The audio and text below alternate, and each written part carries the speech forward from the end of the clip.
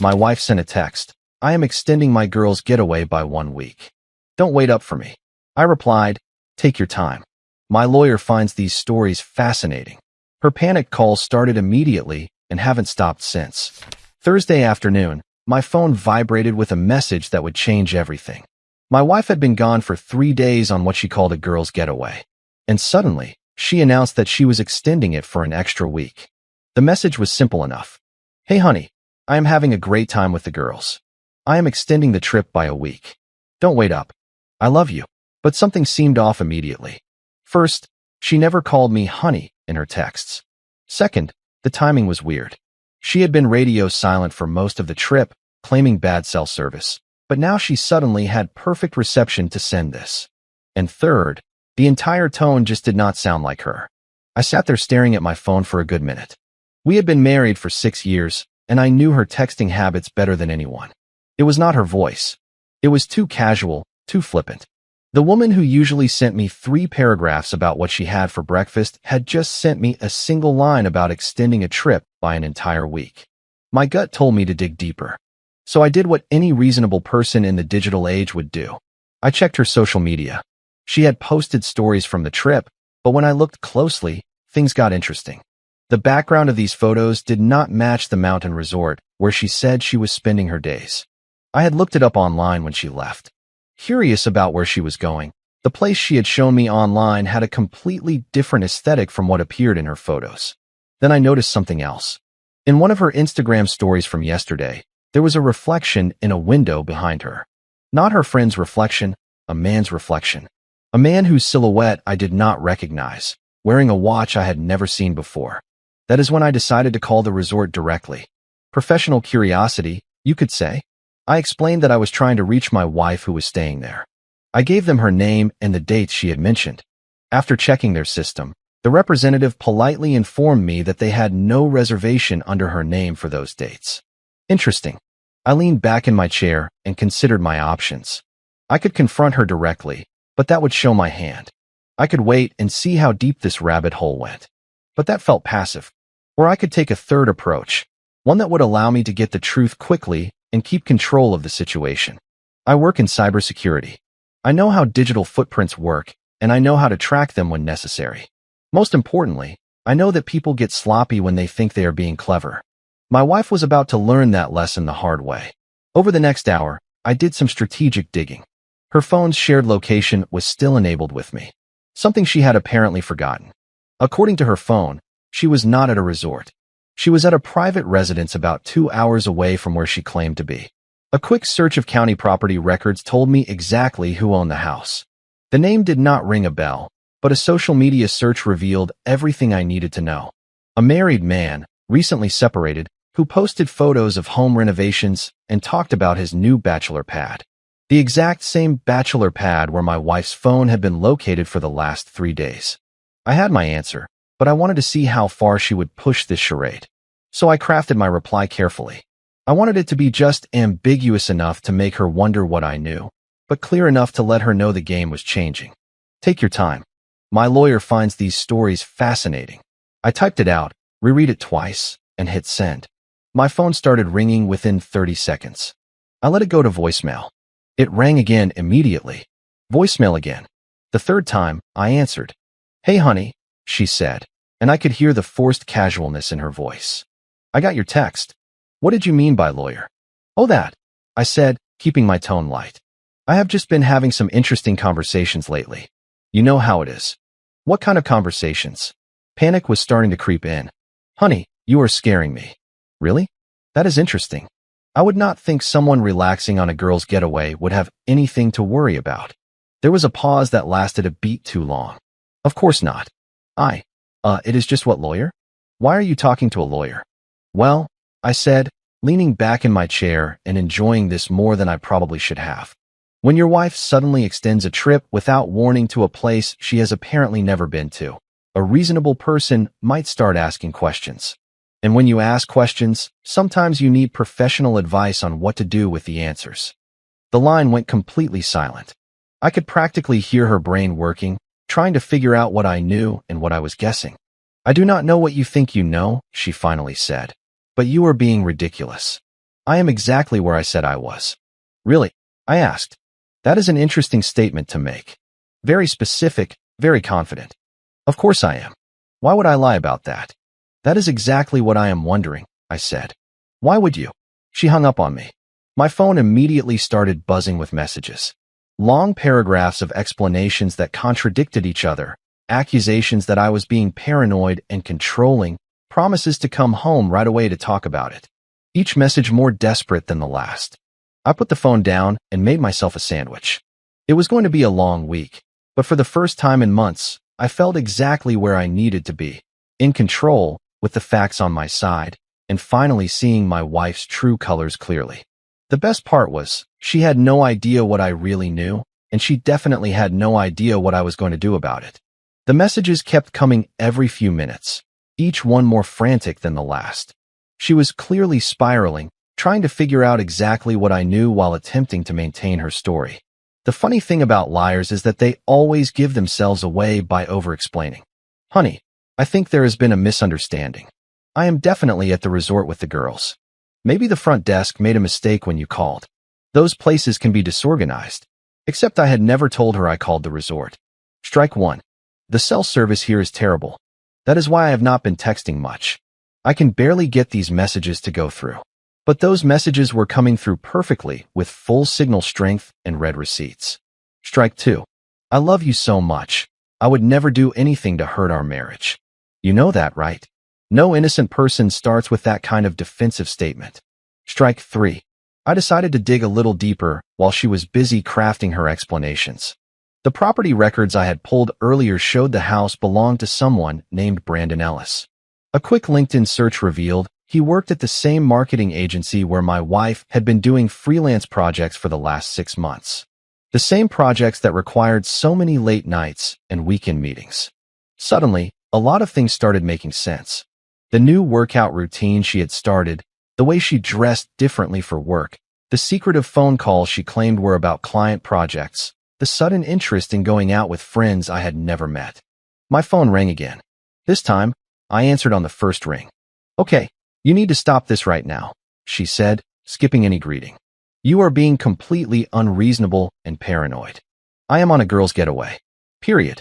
End of story. With which girls? I asked calmly. Because I am curious.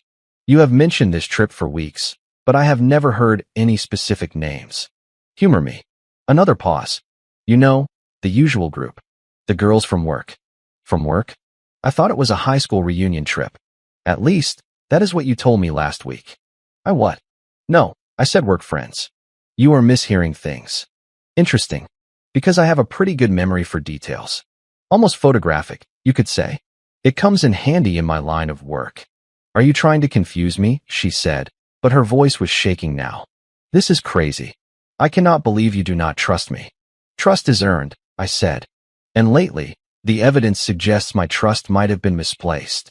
What evidence? You keep talking about evidence like you are some kind of detective. I almost laughed. She was making this too easy. Well, since you are asking, your phone's shared location shows you are not at a resort. Your social media posts show backgrounds that do not match where you claim to be staying.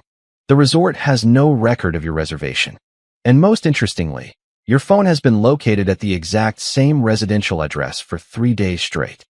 Complete silence on the other end. Are you still there? I asked. Are you following along? Her voice was barely a whisper. You are tracking me? You voluntarily shared your location with me. Remember? For safety, you said. In case of an emergency. I would say finding out my wife is lying about her whereabouts qualifies as an emergency.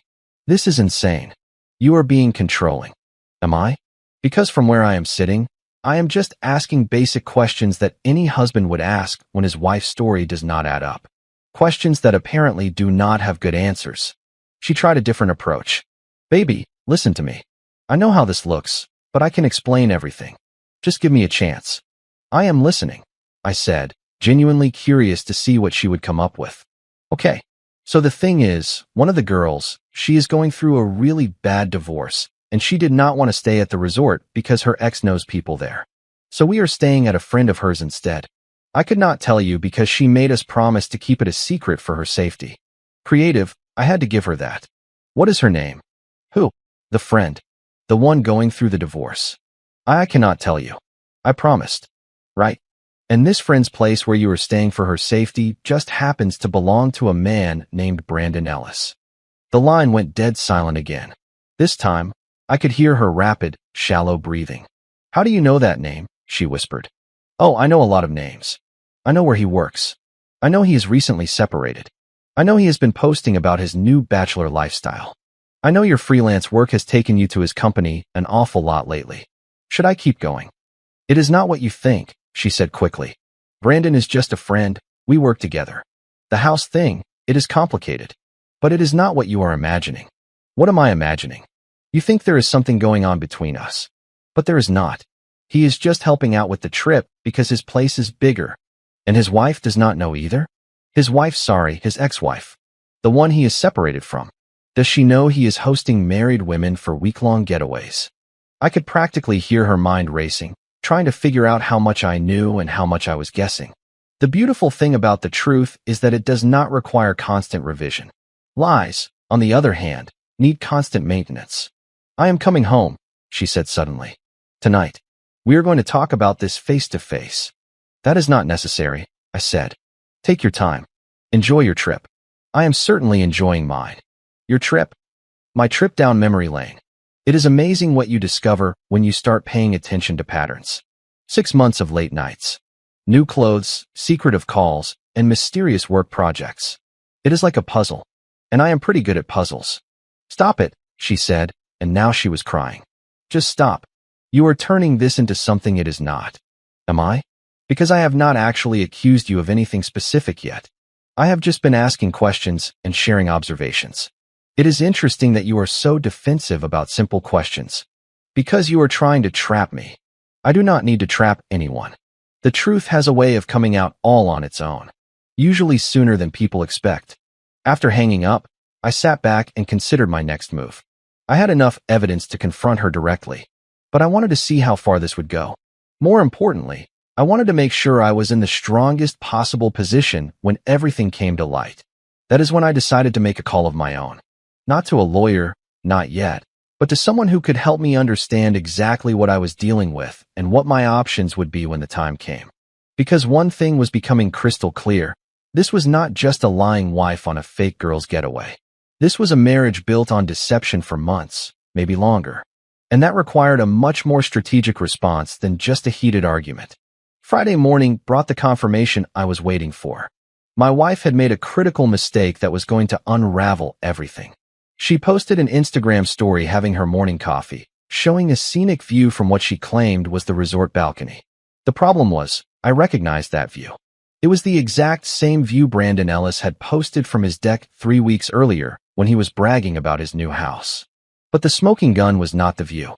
It was the reflection in the sliding glass door behind her. Clear as day, you could see a man in casual loungewear walking around in the background. The same silhouette as Brandon in his LinkedIn profile pictures. The same dark hair, the same distinctive tattoo on his shoulder that was visible in his beach vacation photos from last summer. She had literally photographed her own lie. I took a screenshot of everything before she could delete it. Then I sat back and waited. Sure enough, within 20 minutes, the story disappeared. But by then, I had already saved it with the metadata showing the location where it was taken. My phone rang at exactly 10 in the morning. Hello, I said, answering on the second ring. Hey, honey. Her voice was different today. A forced cheerfulness, but with an undercurrent of nervousness. How are you doing? Fantastic. Just catching up on social media. You know how it is. It is amazing what people share online these days. What do you mean? Oh, just interesting seeing how technology works. GPS data, reflection analysis, reverse image searches. It is like everyone is carrying a tracking device in their pocket without even realizing it. The pause was so long I thought she had hung up. I do not understand what you are talking about, she finally said. Really? That is surprising. I figured someone who works in marketing would have a better understanding of digital footprints, especially someone who has been so careful to maintain a certain image. You are scaring me with all this tech talk. Can we just have a normal conversation? Sure. Let us talk about your Instagram story from this morning. Nice view, by the way. It really captures the essence of Brandon Ellis's deck perfectly. This time, The silence stretched on for so long that I checked to make sure the call had not dropped. I think you need help, she finally said. This paranoid behavior is not healthy. You know what is not healthy? Lying to your husband while posting evidence of that lie on social media. But hey, I appreciate the documentation. It makes things a lot clearer. I do not know what you think you saw, but I saw you having your coffee on Brandon Ellis's deck while a man walked around inside his house behind you. The same man whose shoulder tattoo matches the one in his beach photos from last summer. The same deck he posted 3 weeks ago. The exact same location your phone has been pinging from for 4 days. Dead silence. Are you still there? I asked. How long have you known? Her voice was barely audible. Which part? That you have been lying about this trip? Since yesterday. That you have been involved with Brandon? For about an hour. Ever since you graciously provided photographic evidence. It is not what you think, she said quickly. It is complicated. Really? Because from where I am sitting, it looks pretty simple. A married woman lies to her husband, goes to another man's house, stays for days, and posts photos proving it. I am failing to see the complicated part. You do not understand. Brandon and I, we have a connection. Something real, something authentic. I actually laughed. Authentic? You have been lying to me for months. You created an elaborate story about a fake girl's getaway. You have been sneaking around behind my back. What part of that seems authentic to you? The feelings are authentic. What we have is solid. What you have is a married woman betraying her husband with a recently separated man who is probably telling you exactly what you want to hear. But sure, let us call it authentic. Do not talk down to me. I am not talking down to anyone. I am just calling things what they are, which seems to be a foreign concept in this conversation.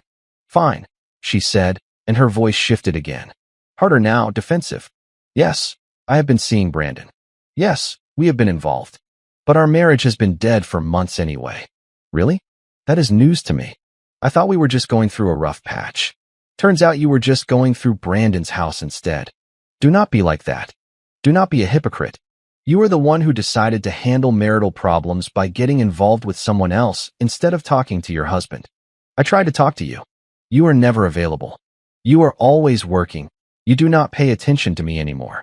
So your solution was to find someone who would pay attention to you, without, mentioning that to me first? It just happened. These things happen sometimes. No, they do not happen.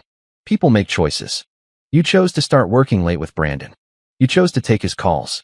You chose to develop feelings. You chose to act on them. You chose to lie to me about this trip. None of this just happened. I knew you would not understand.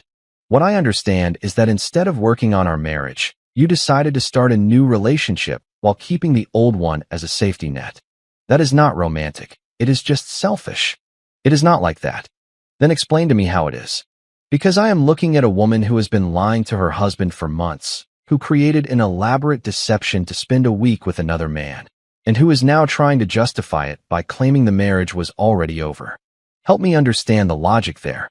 I love him, she said softly. Really? Or do you love the attention? Because there is a difference between loving someone and loving how they make you feel about yourself. I love him, she repeated. And he loves me. Enough to marry you? Enough to be seen with you in public? Enough to build a life with you instead of just enjoying secret weekend get-togethers. We are taking things slow. You are taking things in secret. There is a difference. But hey, if sneaking around works for you, who am I to judge? I want a divorce, she said suddenly. Really?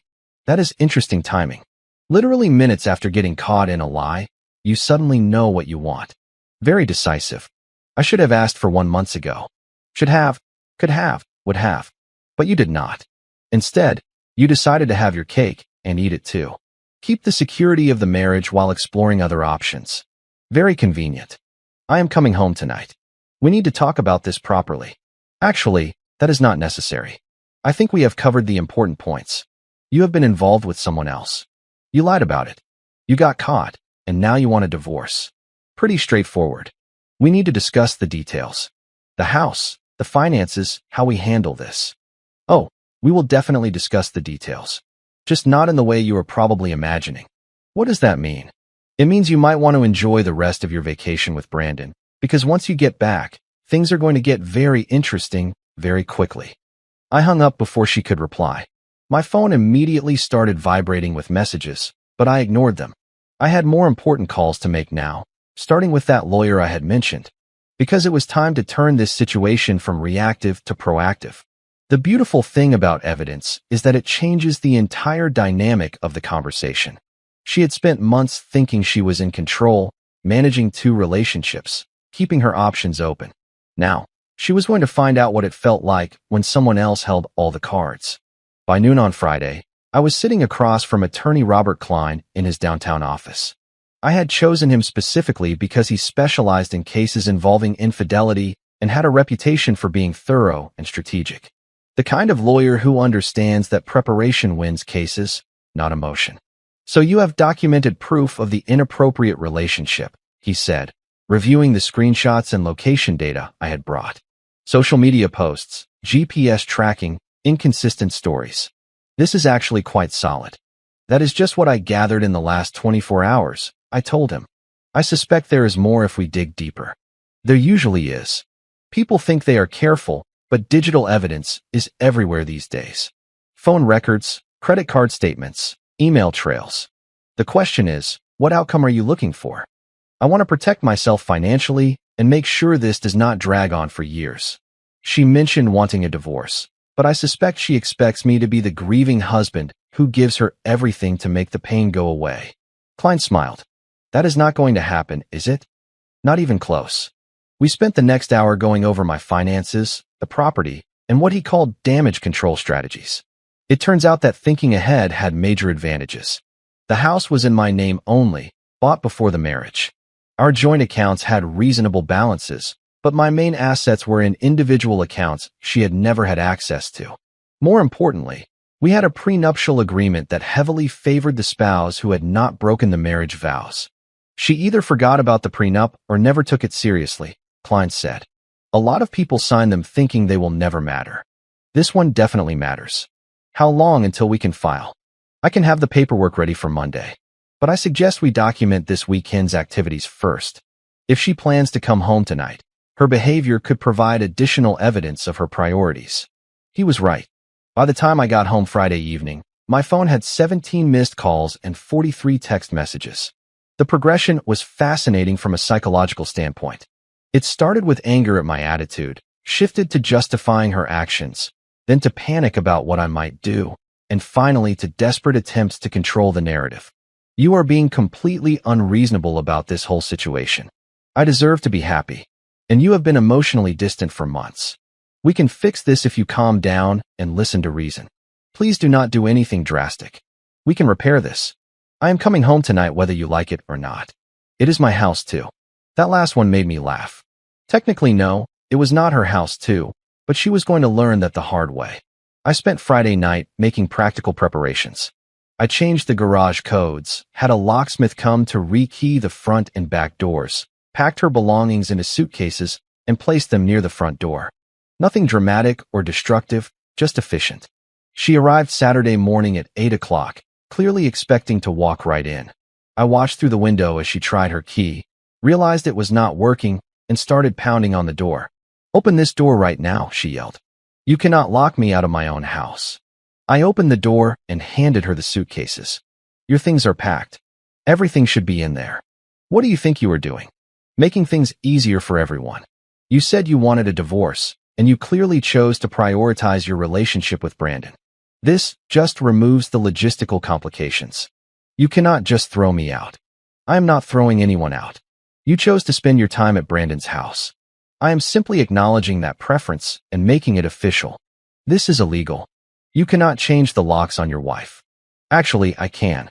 It is my house, bought before the marriage. Title in my name only. You are free to consult a lawyer if you disagree."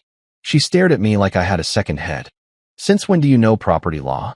"Since yesterday, when I consulted someone who specializes in situations exactly like this." "You have already spoken to a lawyer? Did you think I was going to handle this with emotions and hope for the best? I prefer facts and strategy. I cannot believe you are being so cold about the end of our marriage. Our marriage ended when you decided to start a new relationship without finishing the old one. I am just handling the paperwork." She tried a different approach. Tears, apologies, claims that she had made a mistake, and wanted to fix things. The performance was actually pretty good, but I had had 24 hours to process everything, and I was not buying it. Let me ask you something, I said. If I had not caught you, how long were you planning to keep this up? Another week? Another month? Were you ever going to tell me? Or were you just going to keep living a double life indefinitely? I do not know. I was confused. Were you confused when you booked the fake girls getaway? Were you confused when you lied to my face about where you were going? Were you confused when you spent 4 days at another man's home? Stop being so cruel. I am not being cruel. I am being accurate.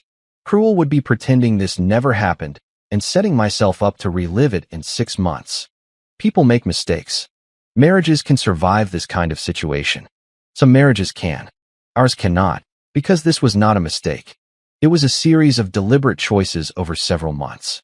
And more importantly, you are not really sorry it happened. You are sorry you got caught. That is not true, is not it?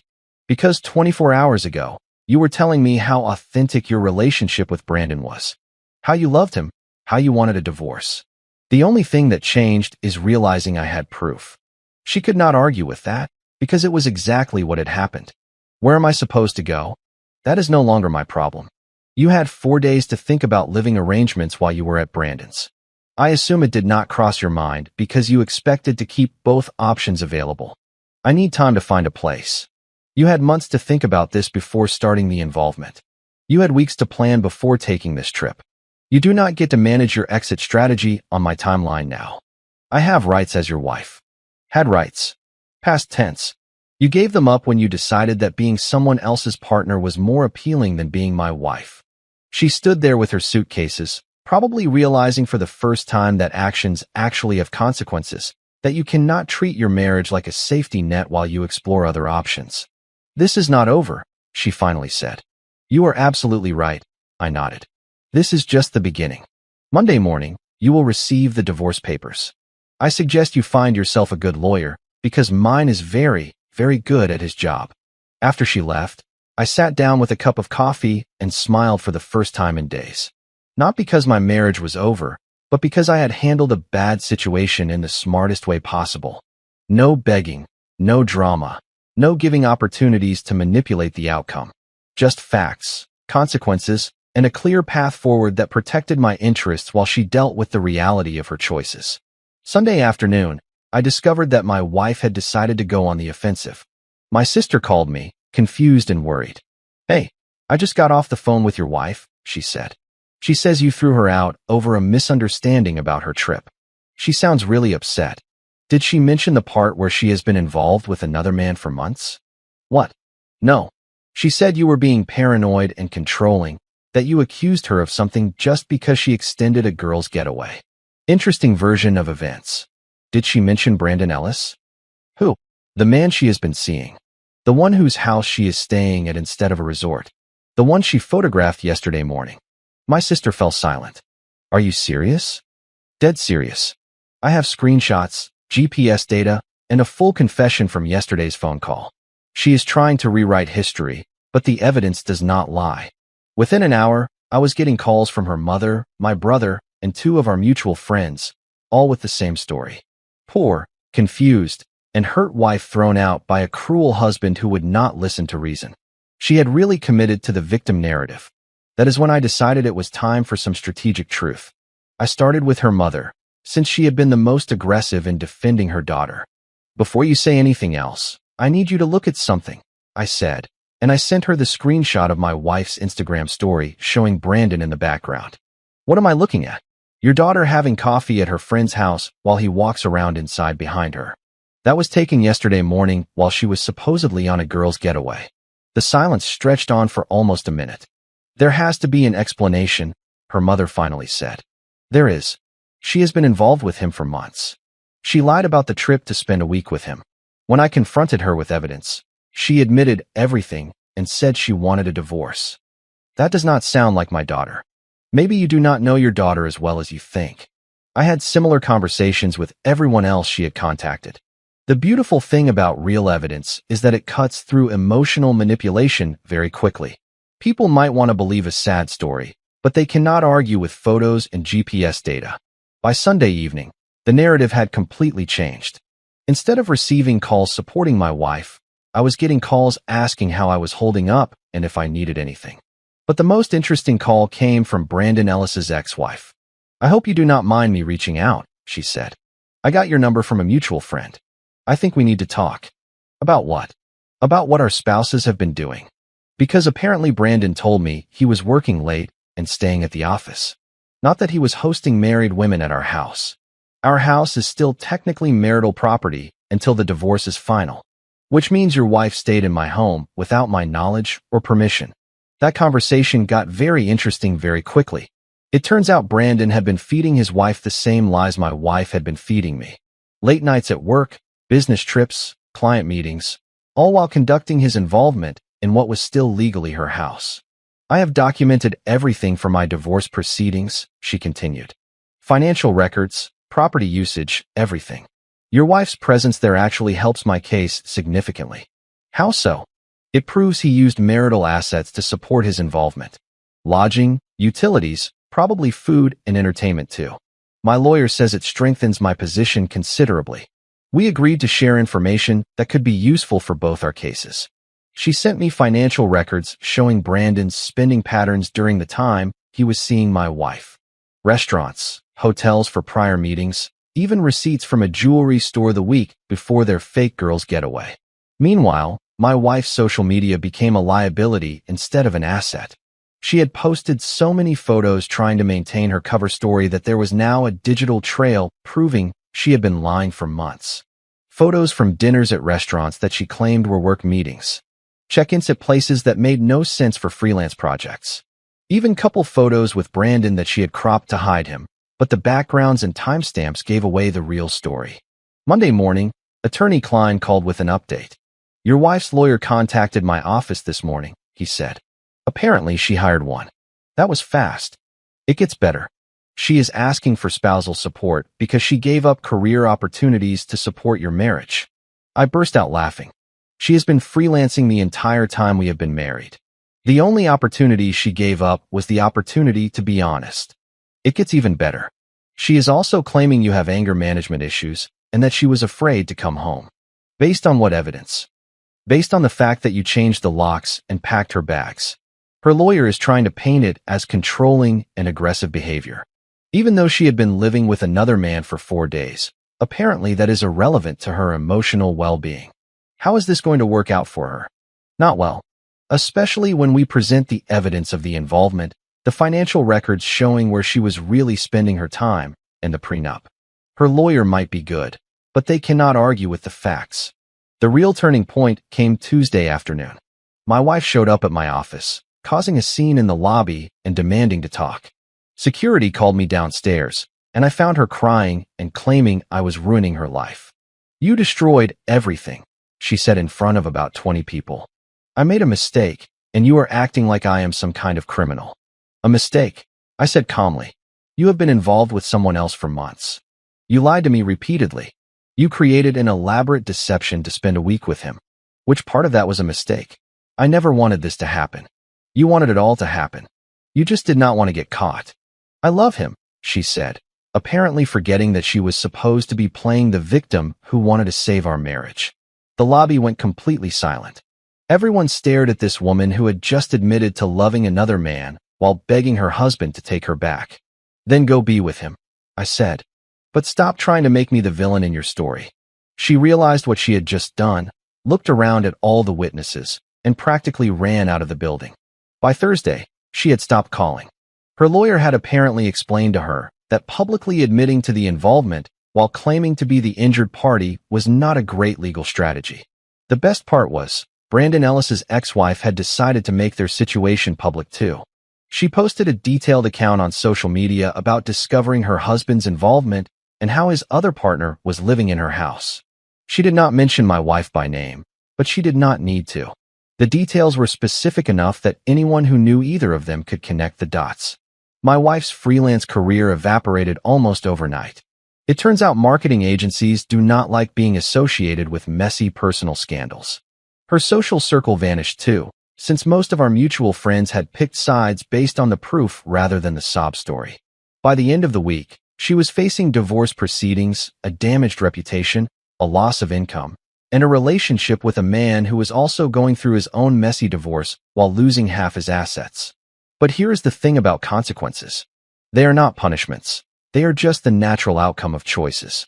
She had chosen to lie, betray, and manipulate.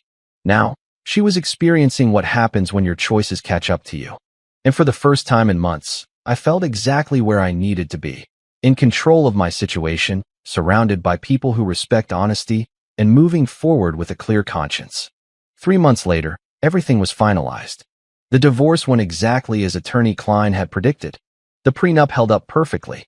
My wife got exactly what she had contributed to the marriage, which was not much, and I kept everything I had brought in. The financial toll on her was significant. Without steady freelance income and facing legal fees, she burned through her savings quickly. Brandon was not much help either, since he was dealing with his own expensive divorce and the reality that his wife was getting half of everything, including the house where the involvement had taken place. Last I heard, my ex-wife was working in retail and living in a studio apartment across town. Brandon had moved back in with his parents during his own divorce proceedings. It turns out that kind of connection does not pay the bills when both people are financially destroyed by their bad choices. The irony was not lost on me that she had thrown away a stable marriage for a relationship that collapsed under the weight of its own deception in the weeks following its exposure. As for me, I got exactly what I wanted. A clean break, financial security, and my self-respect intact. No begging, no drama, no years of ugly legal battles. Just consequences delivered efficiently and definitively. I kept the house, obviously redecorated it completely, removing every trace of our marriage and making it truly mine. I got a promotion at work, partly because my focus improved dramatically once I was no longer managing a dishonest spouse. I started dating again, but this time with a much clearer understanding of what behavior I would and would not accept. The best part was the peace of mind. No more wondering where she really was when she worked late. No more analyzing every conversation for hidden meanings. No more walking on eggshells around someone who was lying to my face while planning their exit strategy. My friends and family had nothing but respect for how I had handled the situation. Instead of being the guy who got betrayed and destroyed, I was the guy who discovered a problem and solved it strategically. The difference in those narratives matters more than people realize. 6 months after the divorce was final, I bumped into her at Target. She looked tired, older, stressed. I nodded politely and continued my shopping. She tried to start a conversation about how things had ended between us, but I kept it simple. "I hope you are doing well," I said. "But we have nothing to discuss." "I know I hurt you," she started. "You made choices," I corrected. "I managed the consequences of those choices. There is nothing complicated about it. Do you ever think about what could have happened if we had tried couples therapy instead? Do you ever think about what could have happened if you had talked to me instead of starting another relationship? Because that seems like the more relevant question." She did not have an answer to that. Walking away, I realized I felt nothing. No anger, no sadness, no regret. Just a mild sense of satisfaction that I had handled a bad situation in the smartest way possible. She wanted to rewrite our history into something where she was the misunderstood wife and I was the controlling husband. Instead, she became the woman who threw away a good marriage for a fantasy that lasted exactly as long as it took for reality to set in. The truth is simple. When someone shows you who they really are, believe them the first time. When someone chooses to betray your trust, do not give them an opportunity to do it again. When someone tries to make their bad choices your problem, refuse to participate. I learned that respect is not something you give automatically in a marriage. It is something you maintain by making choices worthy of respect. My ex-wife stopped making those choices, so she stopped earning that respect. The ending is not dramatic or complicated. I am happier, healthier, and in a much better position than when I was married to someone who lied to me every day. She is dealing with the long-term consequences of prioritizing short-term attention over long-term stability. It is not revenge. It is just how life works when you make consistently bad decisions. And honestly, I would not change a thing about how I handled it. Comment: I really appreciate you watching this story with an open heart because moments like these remind us all how fragile trust can be in relationships. What stands out to me is how crucial it is to hold on to your self-respect when someone crosses a line. Setting healthy boundaries is not about pushing people away. It's about choosing the peace you truly deserve. I hope this encourages you to reflect on the relationships in your life and make sure they are built on honesty and mutual care. Taking responsibility for your own healing can feel scary at first, but it opens the door to real growth. Being kind to yourself first makes it easier to let go of what no longer serves you. I want you to remember that it is okay to walk away from situations that drain your spirit. Every choice we make toward calm and clarity brings us closer to the life we want. Let's keep supporting one another in creating spaces filled with respect and genuine connection. Thanks for being here with me today and for thinking about how these lessons might fit into your own journey. If you like the stories, don't forget to leave a comment and support the channel by subscribing. See you in the upcoming stories.